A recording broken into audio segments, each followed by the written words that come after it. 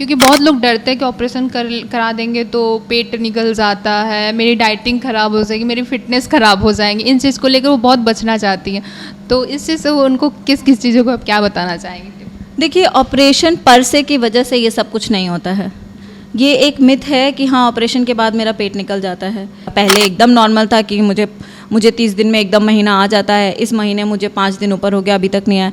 उसमें तो मैटर है कंसर्न का, उसमें तो देखना पड़ेगा। और क्यों एक मैरिड महिला के लिए सबसे बड़ा कारण है प्रेगनेंसी, तो उसमें तो we have to look into it. माँ बनने का सपना दुनिया के हर एक औरत का होता है, जिसकी शुरुआत दाम्पत्य जीवन यानी कि शादी के बाद होती है। शादी के बाद हर एक औरत का सपना होता है कि वो एक मासूम को जन्म दे। इस प्रक्रिया को पूरा होने में, या कहे तो इस सिस्टम को पूरा होने में पूरे 9 महीने लगते हैं। इस 9 महीने में माँ अपने बच्चे के 9 महीने की जर्नी और उसके धड़कन को महसूस करती है। यूँ तो ये एक जीवन चक्र है, लेकिन इस पूरे जीवन चक्र में डॉक्टर का एक अहम रोल होता है, उस मासूम के जन्म देने तक। तो इसी विषय पर चर्चा करने के लिए हम आज हेलो डॉक्टर के खास एपिसोड में प्रभात मेमोरियल हॉस्पिटल पहुंचे हैं, जहां इस खास प्रोग्राम में मैं Surabhi Singh, gynaec specialist doctor Rana Tofail ma'am का इस एपिसोड में स्वागत करती हूं। तो मैम, हमारे खास कार्यक्रम में आपका बहुत बहुत स्वागत है। Thank you Surabhi. मैम, मेरा पहला क्वेश्चन ये है कि अगर जो लेडीज़ जो जस्ट प्रेग्नेंट होती हैं, तो उनको क्या डॉक्टर से सलाह लेनी चाहिए, उनको डॉक्टर से संपर्क करनी चाहिए? ऐसे देखा जाए तो आइडियल टाइम एक डॉक्टर से संपर्क करने का प्रेग्नेंट होने के बाद नहीं होता, प्रेगनेंसी प्लान करने टाइम होता है। प्रेगनेंसी होने से पहले, प्रेगनेंसी के पहले जब पेशेंट हमारे पास आती है, तो हम उस पेशेंट की प्रोफाइल के अकॉर्डिंग उसकी प्रेगनेंसी कैसे अच्छी रहे और कैसे सक्सेसफुल प्रेगनेंसी में वो लैंड अप करे, उसके लिए हम बेसिक वर्कअप उसका करते हैं। एंड हर पेशेंट की प्रोफाइल अलग होती है, उसकी प्रोफाइल के अकॉर्डिंग हम उसको, हो सकता है कई बार हमको कुछ मेडिसिन भी स्टार्ट करनी पड़ती है प्री प्रेगनेंसी। कुछ सप्लीमेंट्स होते हैं जो कि हमें हर प्रेगनेंसी में ऐसा ये हर महिला के साथ होता है कि उसको हमें कुछ लाइक फोलिक एसिड एक ऐसी मेडिसिन है जो हमें प्रेगनेंसी के पहले ही स्टार्ट करना होता है। उसका इफ़ेक्ट उस टाइम के लिए होता है जिस टाइम पे हमें पता भी नहीं होता है कि वो महिला माँ बन गई है।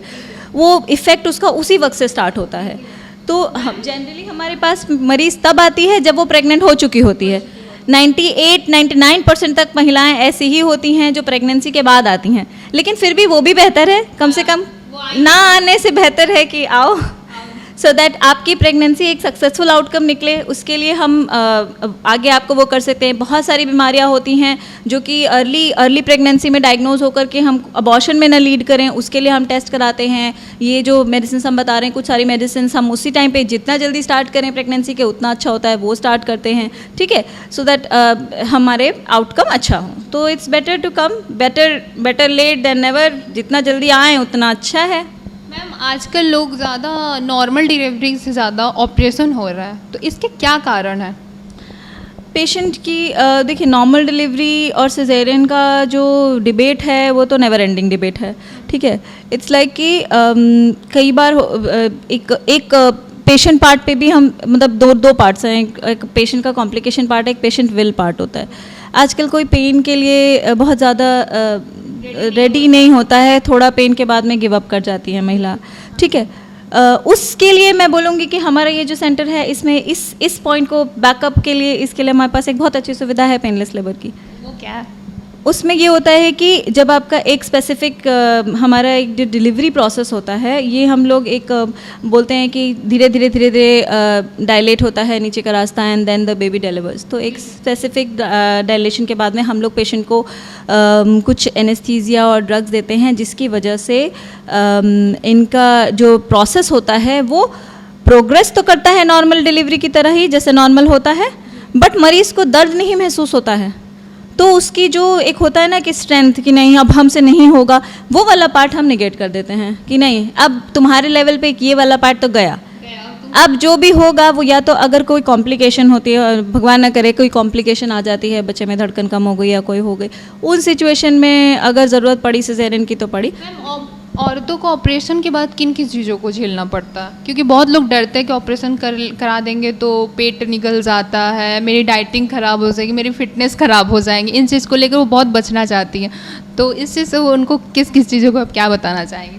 देखिए, ऑपरेशन पर से की वजह से ये सब कुछ नहीं होता है। ये एक मिथ है कि हाँ, ऑपरेशन के बाद मेरा पेट निकल जाता है। पेट निकलने का कारण होता है हमारा जो हिंदुस्तान समाज है, जो हमारा समाज है उसमें चाहे कोई भी कम्युनिटी हो, उसमें डिलीवरी के बाद मरीज़ को घी का लड्डू और क्या क्या क्या क्या ऑब्वियसली थोड़ा सा हाई फैटी हाई डाइट देते हैं। ठीक है, पूरा गलत नहीं है, देना चाहिए, बट उसके बाद उसको गेन करने के बाद उसको लूज़ करना इंपॉर्टेंट है। लोग प्रेगनेंसी पोस्ट प्रेगनेंसी एक्सरसाइज लोग नहीं करते हैं, कोई नहीं करता है। तो ये चाहे नॉर्मल डिलीवरी हो चाहे ऑपरेशन हो, झेलना वही है। ठीक है, क्योंकि आपकी बॉडी चेंज हो रही है, तो आपको उसके हिसाब से अपनी लाइफ को चेंज करना पड़ेगा। अपनी डेली रूटीन में आपको ठीक है, पोस्टमार्टम पीरियड भर आपको थोड़ा सा रेस्ट होता है, पोस्टमार्टम के बाद आपको एक्सरसाइज और थोड़ा सा डाइट। एक्सरसाइज में उनको क्या बताना चाहेंगे जो लोग इस चीज़ को इग्नोर करती हैं? देखिए, पोस्टमार्टम एक्सरसाइजेज होती हैं, ठीक है, वो इनिशियली ही डिलीवरी के बाद से हम लोग लाइक धीरे धीरे करके स्टार्ट करते हैं। लाइक डीप ब्रीदिंग एक्सरसाइजेस हम लोग इमीडिएटली, बहुत जल्दी हम लोग जंप नहीं करते हैं। ठीक है, जो धीरे धीरे पेशेंट के फेज़ ऑफ जैसे जैसे फेजेस पास होते रहते हैं, टाइम पास हो जाता है, वैसे वैसे हमारा डिलीवरी के बाद एक्सरसाइजेस का प्रोग्राम चेंज होता रहता है। ठीक है, पहले लाइट से स्टार्ट करते हैं, फिर थोड़ा सा उस पे जाते हैं हेवी एक्सरसाइजेस पे, सो दैट कि नॉर्मल प्री प्रेगनेंसी आपका वेट और प्री प्रेगनेंसी जो बॉडी फिजिक है वो आप नॉर्मल रिगेन कर सकें। ठीक है, तो उसके लिए बहुत ज़्यादा कुछ करने की ज़रूरत नहीं है, बस एक कंसिस्टेंसी चाहिए and you have to be in touch.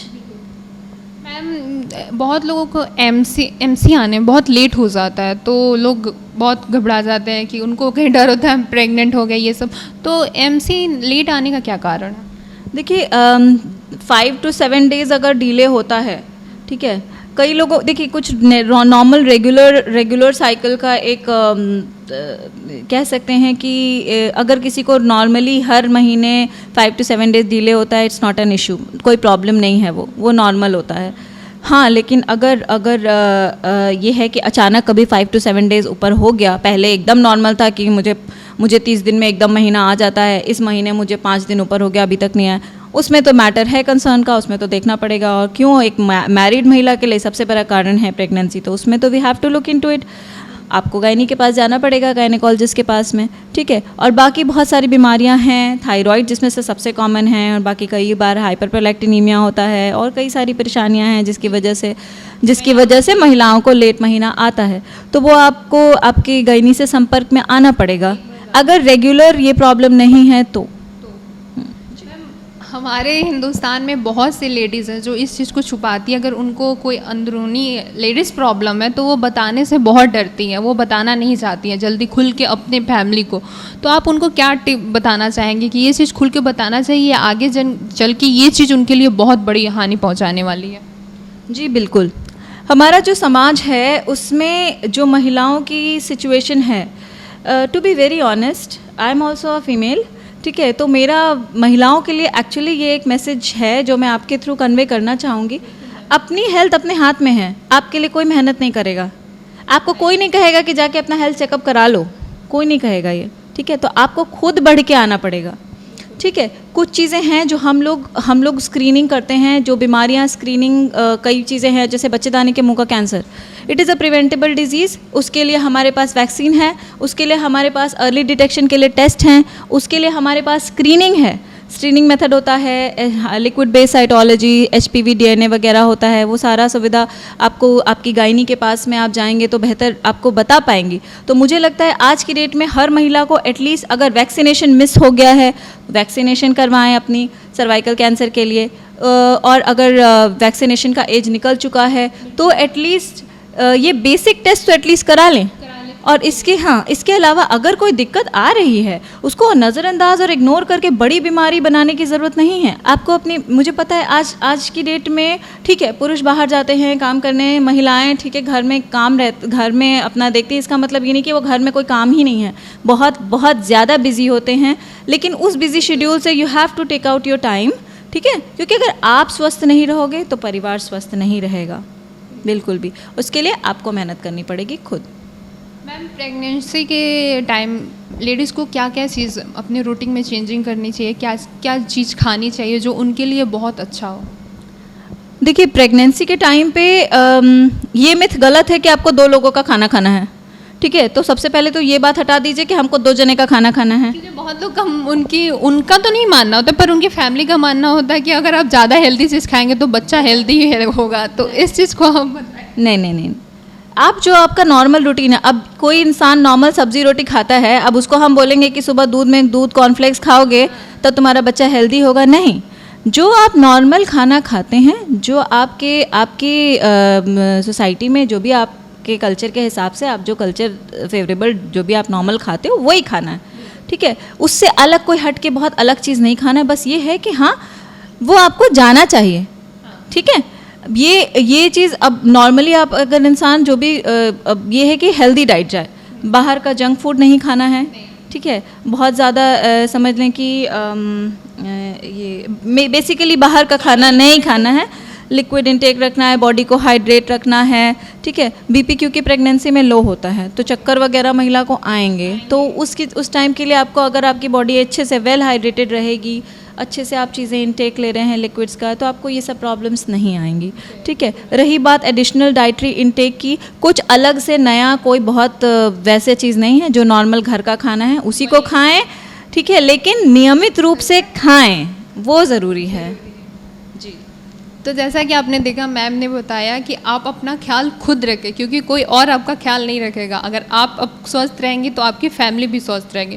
Pregnancy के दौरान ज़्यादा आप हैवी खाना ना खाएं, जो आप नॉर्मल रूटीन है वही खाएं। तो आई होप ये वीडियो आपके लिए काफ़ी हेल्पफुल होगा। मैम, हेलो डॉक्टर के प्रोग्राम में आपका बहुत बहुत स्वागत है। Thank you. आप इतना कीमती वक्त हमारे लिए निकाले, उसके लिए thank you so much. Thank you so much. तो हम मिलेंगे आपसे नेक्स्ट कड़ी में नेक्स्ट विषय के साथ। तब तक के लिए देखते रहें the ST news. Thank you.